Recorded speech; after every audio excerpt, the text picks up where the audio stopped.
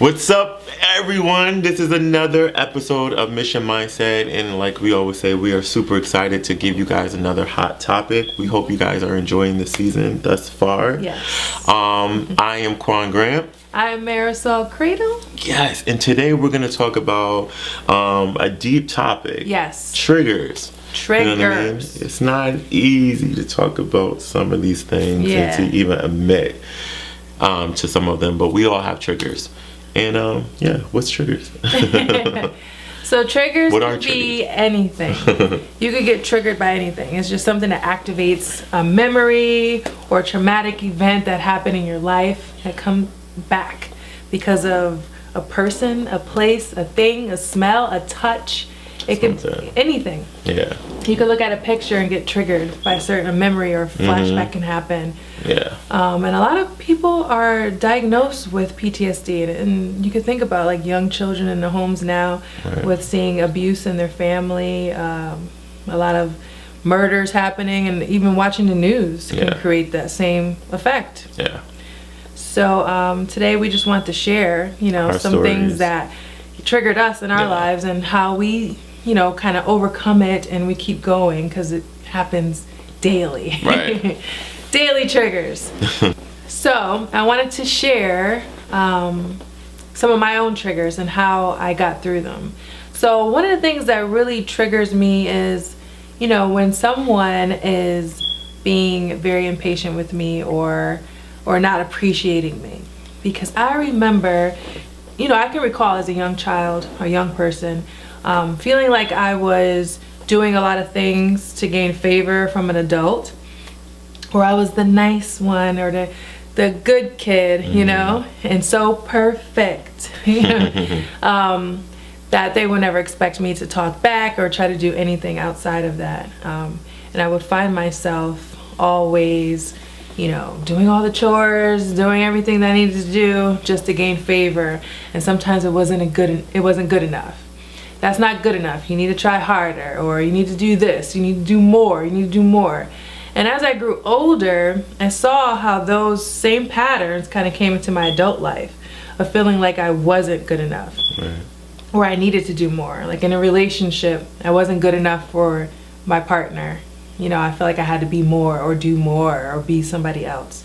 The same thing with like anything that I did outside of my relationships, but in my career-wise.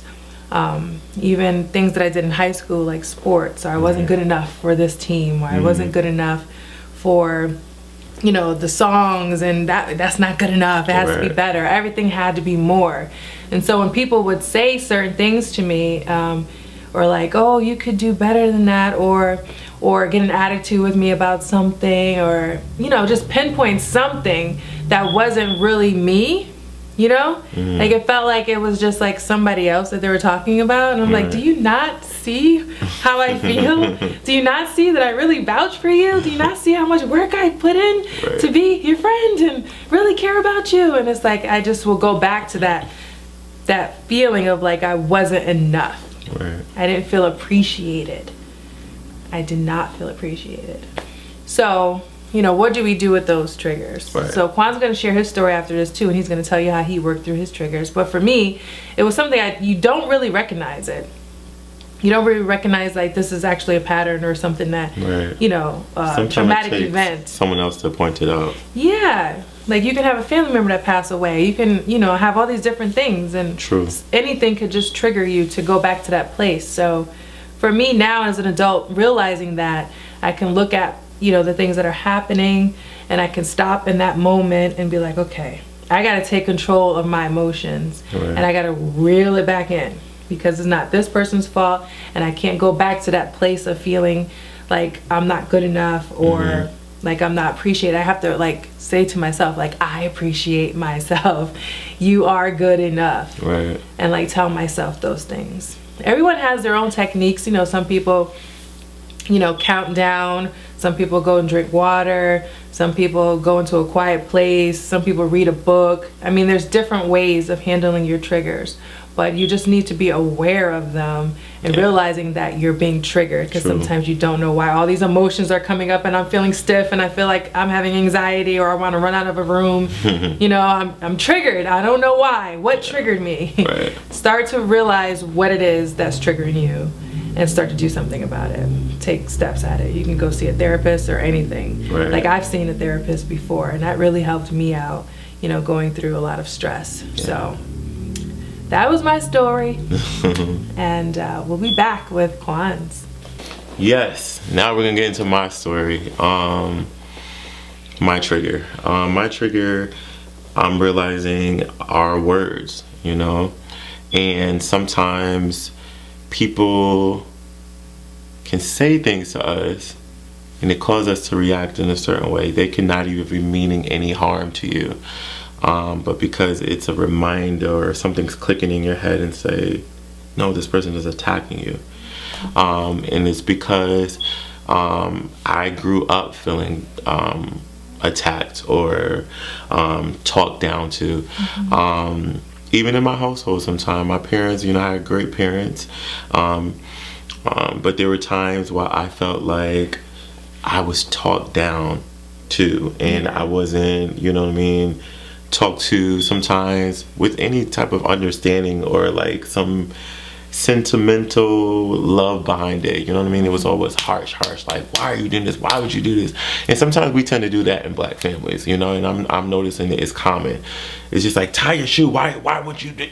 You know what I mean? Like, get in the seat, put your seatbelt on. You know, if this happened to you, you're gonna, you know, and it's just like, whoa. Just tell the boy to put his seatbelt on because you don't want him to get hurt. I love you. Put your seatbelt on, man. This is what you do. But, you know, growing up, I would feel like always like attacked, you know, verbally. And even sometimes I felt shut out. Like, I felt like, even though I had both parents in the house, I felt sometimes when I would come home from school, me and my brother, and the door would be closed. And that was like an indication we're doing us right now. We having grown up time, or we're doing something we don't want you to know we're doing. And this is, you know, I just felt shut out. You know, so a lot of times I realized growing up, I always wanted attention. You know what I mean? I would lash out at, you know, my parents. I would throw tables. I even tried cursing one time. I mean, I ran out the house and I got in my car and I left the house, you know, because I knew I was about to get smacked up. But... and it wasn't like I was trying to be like, oh, the angry kid or have a tantrum. And I know all teenagers go through that phase. But I think it was like a cry out for like, listen to me, hear me, pay attention to me. I'm your child. Talk to me. You know, let me know you understand. You know, show some type of something. Yeah, compassion. Yeah, some type of compassion.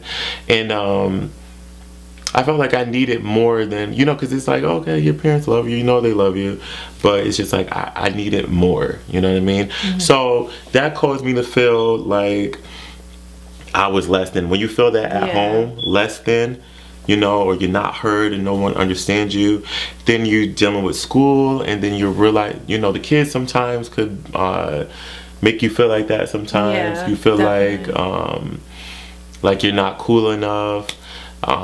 You know, especially I wasn't the popular one, you know, for a long time at school until I got older. You know, but yeah, so I would feel that way at home, and then I would feel that way at school. I just felt like I wasn't a part of anything, like I was different, like, you know what I mean, like I was outcast. And as I get older, I realize how that affects my mood. You know what I mean? And sometimes I would be angry, or sometimes I would try extra hard for attention. You know, in school, you know, you try to be extra funny because you want to fit in, you want to be cool. Or let me be angry. I know that'll get me some attention. It might not be the best attention, but it's just like, someone's gonna pay attention to me. And I realize sometimes I will go the extra mile to get that type of attention, and that is not healthy at all. I even grew up feeling inferior to my brother at times, who was smart, did well in school. he was popular, you know what I mean? Yeah. He just, I don't know, I just felt like I had to compete with him, you know, sometimes. And yeah, that didn't make me feel good. Yeah. You know what I mean? So sometimes I grew up feeling like I had to compete. I gotta be extra. I gotta be over the top. I gotta say, hey, look, I'm good enough. Pay attention to me. Yeah. And growing up, I realized that is not healthy. These are my triggers, and this is where it comes from. So what do I do now when these triggers rise up in me? I'm gonna be honest, I even had a moment today when I realized I was going back into that old way of thinking, and feeling inferior. Sometimes I felt inferior, like I said, to my brother, in my relationship, to other guys. And what do I do in those situations? You have to stop and say, you know what, this is not healthy. It's affecting me, it's affecting my emotions, and it's affecting the people that I'm around. You know what I mean? Because people cannot even be attacking you. Yeah. You know what I mean? But because I grew up always feeling like if someone tells this is an attack. Yeah. You know what I mean? So I'm learning now that I'm enough. I'm good enough. I don't have to try to be more than who I am. And when those triggers come, just take a moment to say, you know what, this is it again. Yeah. You know, get your emotions under control. Yeah. Take a moment. Maybe I need to step back, take a moment and just say, you know what, this is not me. This is not who I'm trying to be. I don't have to be more than what I am. I don't have to be extra. I don't have to look for attention. I don't have to be angry. I don't have to be the angry dude. I don't have to say, hey, this is me. Pay attention to me. Yeah. You know what I mean? It's kind of like we're retraining our brain to kind of be okay. To be okay. With to let our brains know, like, I'm okay. You don't have to alert me right now. Right. I'm not in a traumatic event right now. It's not happening. This is not an attack. This is not an attack. I'm safe. Right. So we gotta speak it out loud. Yeah. Even, we're not gonna recognize it. Sometimes we don't even know that we're triggered. Yeah. We just walk around with these emotions and anxieties and feelings, but not really knowing where it comes from. Right.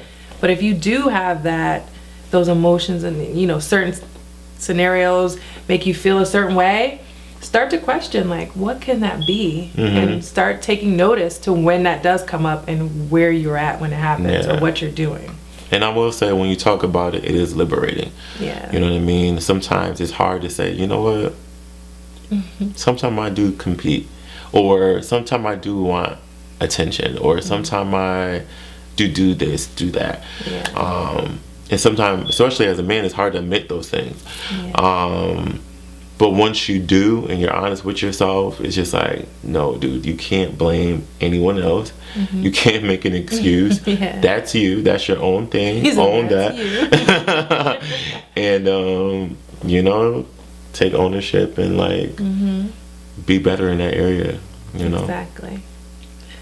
So it looks like we have definitely, touched on this enough for you guys to, like, just start thinking about what are your triggers. Yeah. Make a list, write it down, and, work through that. And we're here to support you. We're here to support you. Yeah, be honest with yourself. Process. You got to keep working at it. Your brain is not going to recognize things in one day that you've been holding on for years, that's been inside you for years. Yeah. So, like I was going to make the analogy, like being in a car accident. Right.